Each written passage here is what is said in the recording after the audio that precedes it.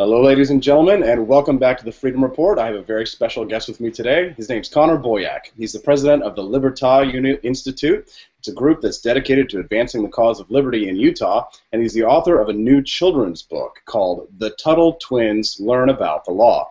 He's also the former director of the Utah 10th Amendment Center, and you can learn more about his work at libertasutah.org. That's libertasutah.org. Connor, welcome to the show. Thanks for having me, Austin. Appreciate it. Yeah, it's great to see you again. So the last time we were working together was when we had you on Freedom Watch with Judge Napolitano. You were writing a new book. What was the name of that book called again? That was Latter-day Liberty. That was my first book. Kind of the reason that I was on there was that book. I'm Mormon, and so Mitt Romney was running for president. There were a lot of questions about, Mormonism and politics, and my book was all about how if you're Mormon, effectively, you should be pretty libertarian. And so that book came out coincidentally timed with his presidential campaign. And so the judge had me on to say, well, here's this uber, statist, quote-unquote, conservative Mitt Romney who's Mormon. Let's talk to a libertarian Mormon and see. And so he had me on. We had a great conversation. It was a lot of fun. We missed the show a great deal.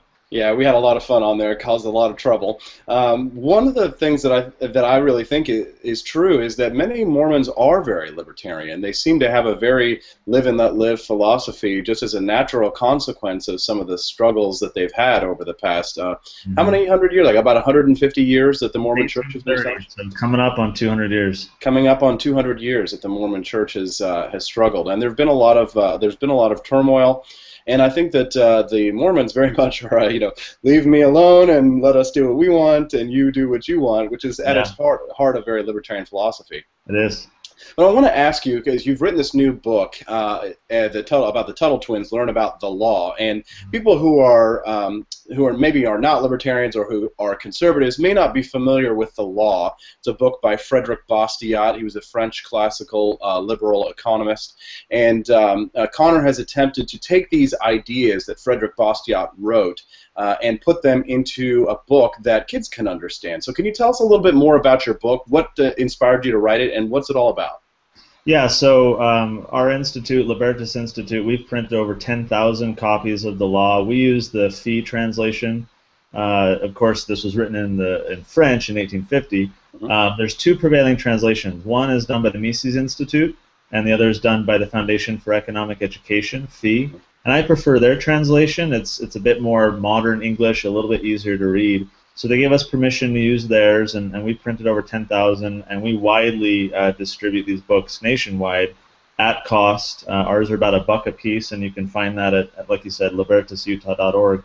So we found that that's a really good way to help adults understand, what is the law, what should the law be, what is liberty, what's the proper role of government. And one day, it was actually at Freedom Fest in Las Vegas a couple years ago. A buddy and I were there together. He's an illustrator and an animator, and we had talked about perhaps collaborating on some future project. And of course, there was nothing in our minds at the time. And so over time, as we were publishing this book, the thought came, what about doing a children's book?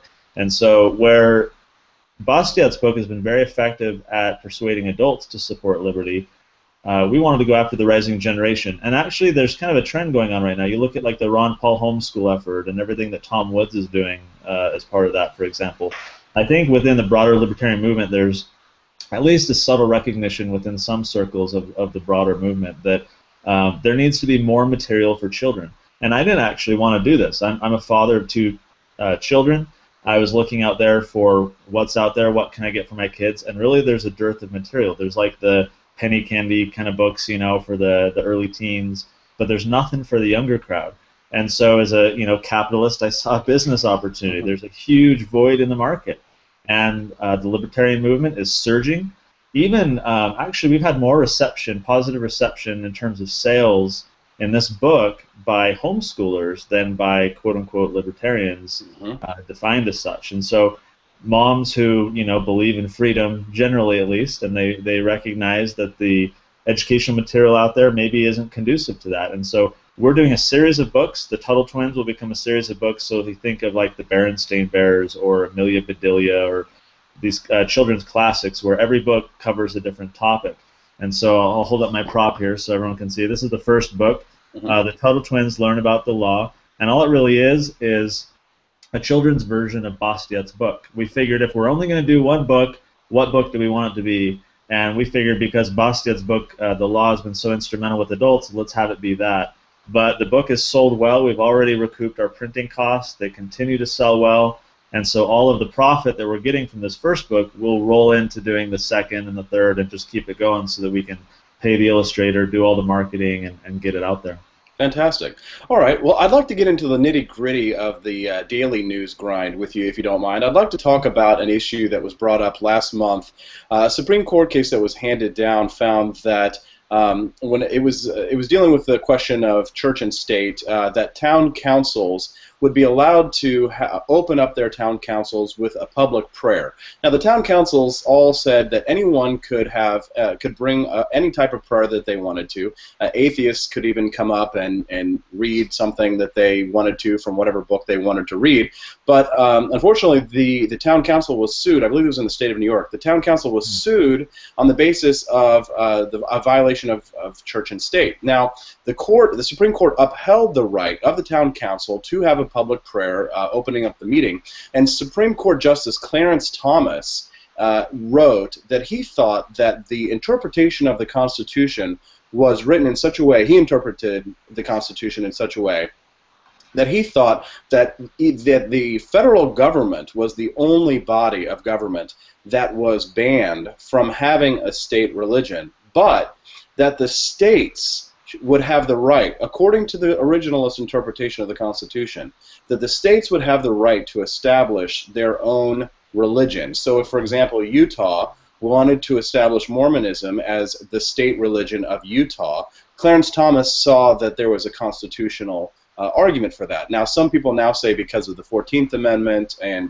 Corporation doctrine. Right, and the corporation doctrine that no longer applies. But I wonder what your interpretation is of that. Do you think that the federal government bans all states from establishing a state religion?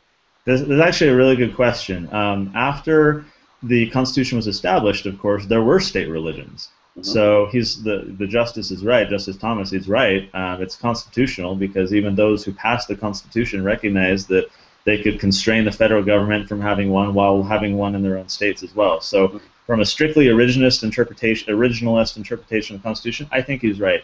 Now the question is, how do you cite on the incorporation doctrine? Do you believe that the Constitution, which was intended to limit the federal government, and then the Bill of Rights, which many recognize as generally a positive thing, should be then imposed on the states? Now, here's where I might differ from a lot of people. I think the incorporation doctrine is a bad thing. I don't think it's within the spirit of the Constitution. And certainly I think that states can and should set policy apart from what federal policy is. For example, Libertas Institute, we are in Utah and we're focused only on Utah. And we have many sister organizations in other states that are similarly state-based and very libertarian or free market oriented.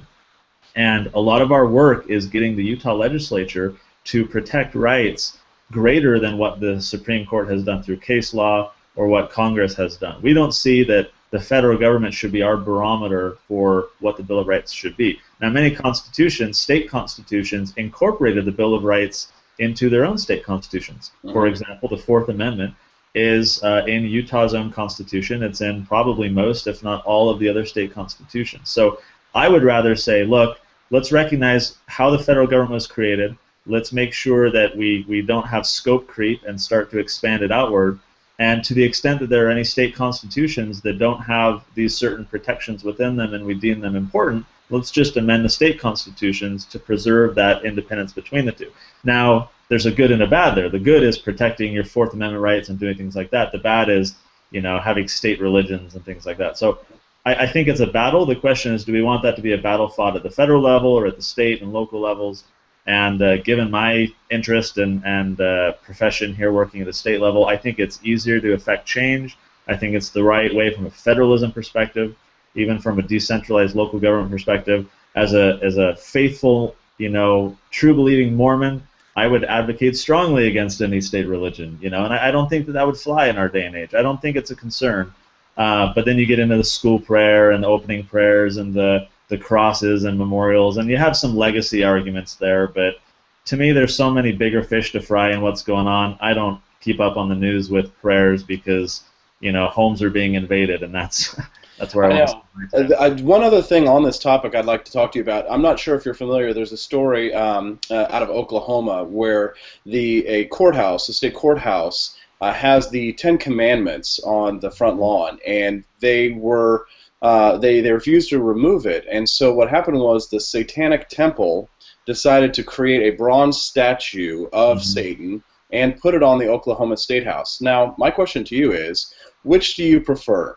The total separation of church and state, such that the Ten Commandments would not be allowed on the Oklahoma courthouse, or the one where we have the statue to Satan on the courthouse? Because it's got to be one or the other. All of them. Context matters, right? What is being said by having a Ten Commandments statue placed there? I don't think it's being said that people should be Christian and that they should go read their Bible and that they should hear the Ten Commandments. I think the context is that the whole method by which the American government was created was out of this Judeo-Christian ethic that the Ten Commandments and the Bible were very much used in the drafting of our original documents. So I don't see it as a promotion of any one religion. I personally have no problem with it. Maybe that's because I'm Christian, and if I were atheist, it would rub me the wrong way.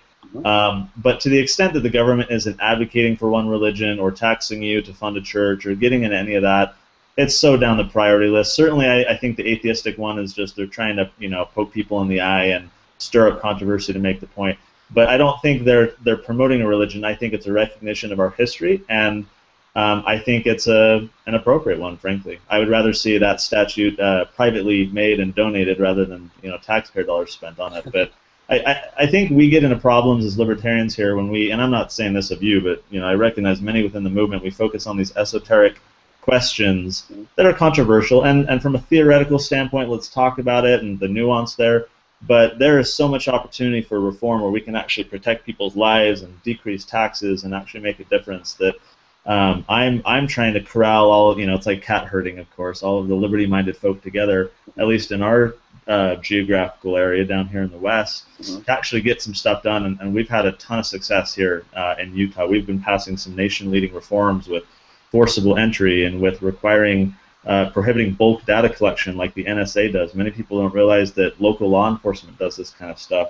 Elevating the legal standards for warrants, and a lot of this stuff where it's impacting people's daily lives. I'm not saying let's not talk about the esoteric stuff, but there's so much opportunity and need for actual reform that we should all make sure that we're engaged in. All right, well, let's talk about big picture politics for a second, because you and I met, our paths crossed while on the campaign for presidential candidate Ron Paul, and certainly I was very enthusiastic about his 2008 and 2012 candidacies, and when he stepped down, I thought it was a great loss for the Congress, because we had a very strong libertarian voice who represented us. Luckily, we were able to elect a couple of people, Representative Justin Amash from Michigan, and Thomas Massey from Kentucky, and maybe a couple of others. We elected Rand Paul and Ted Cruz in Texas. So I'm just curious, in 2016, are you excited about the prospect of a Rand Paul nomination process? What do you think about that? We could, of course, talk about this for hours, as so many do. My short answer to that would be I'm excited because of the debates it will create. Think of his filibuster and the debate that fostered. Whether you think Edward Snowden is a hero or a traitor, think of the debate that fostered, where we're trying to educate people and help them better understand liberty. I'm excited for the conversations that will generate. Now, I'm not endorsing him for president. I think he's compromised himself in many regards, but the pragmatic side of me recognizes that sometimes that's necessary, supposedly. You can at least make the argument that it's strategic. I think in his heart of hearts he recognizes he would be very aligned with most of us, but I think he's trying to appeal to the masses as best as possible to ensure that he has victory. Now, if he gets in there and he starts, pushing on the DEA to decriminalize marijuana and reschedule it, and getting rid of mandatory minimums, and doing all these things that we've been hearing from candidate Obama back in the day and others, to the extent that we get legitimate reform, I'm not going to knock him. I mean, I'll disagree with him on compromising himself, but at the end of the day, if it's going to increase freedom, and if he's not going to do anything that's bad and negative, I think it's a net positive. But whether that be the case or not, I'm excited for the debate that's going to be fostered. He generates news headlines that nobody else does. And I'm thankful for that because it trickles down to state policy as well, and it gets lawmakers and reporters talking about and thinking about these issues that otherwise wouldn't be in the headlines, it wouldn't be in people's point of interest for that day. So I'm just excited for the awareness that I think will increase if he keeps talking about these controversial things that I think he should. Oh, fantastic. All right, so tell us, where can we get a copy of your book, The Tuttle Twins Learn About the Law? Yeah, so it's TuttleTwins.com. That's Tuttle. And for the people who can't understand me there, you can spell it right there, TuttleTwins.com. We'll have the second book out later this year. We're probably, and okay, for your audience, I'll leak what the second book is going to be about. All right. And we haven't announced this yet. The second book is going to be about the non-aggression principle and the golden rule. So there'll be like a playground bully. So they'll learn about it. It's okay to defend yourself. It's not okay to attack. And then, there'll be a parent or someone who applies that more broadly to government to help kids understand this isn't just about playground bullies. This is about something more general. So if you buy the book, you'll be on our emailing list, and then as each book comes out, you'll be able to build up that library for your kids. And certainly if you haven't read the law, you'll be able to buy them there as well to read up. But TuttleTwins.com is where you can get it. Fantastic. Connor Boyack of the Libertas Institute, thank you very much for your time, sir, and good luck with the book. Thanks, Austin. Appreciate it. Have a great day.